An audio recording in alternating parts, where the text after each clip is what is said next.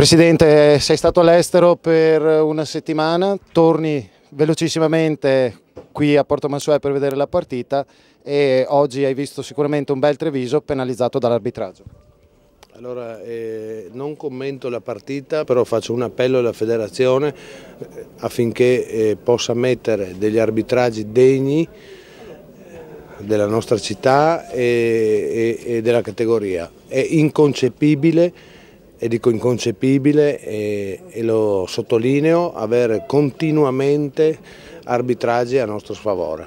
Hai visto anche questo episodio assurdo perché c'era stato un rigore per il Porto Mansuè e l'arbitro con un calcio di punizione del Treviso al limite fischia alla fine al 45esimo 0-0, cose che si vedono solo contro il Treviso.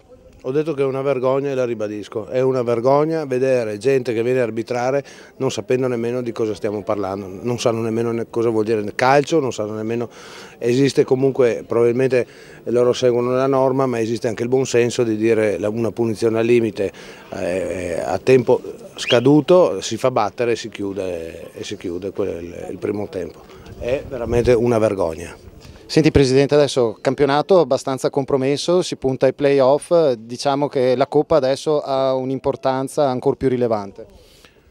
Sarei un perdente se dicessi che puntiamo ai playoff, noi lottiamo fino alla fine perché ci crediamo ancora, che possa esserci in qualche maniera dei risultati che possano riaprire comunque il campionato. Però di fatto se l'andamento dovesse essere questo, con arbitraggi poco propedeutici alle partite, allora sì, è compromesso. Presidente, quindi cosa ne pensa del lavoro che sta facendo la FIGC?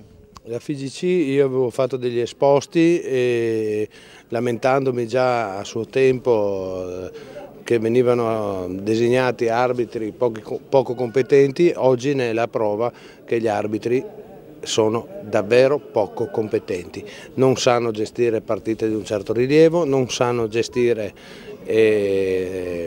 partite di fondamentale importanza. Penso che prima di domandare soldi alle società di calcio comincino a tirar fuori soldini loro propri per insegnare ad arbitrare le partite.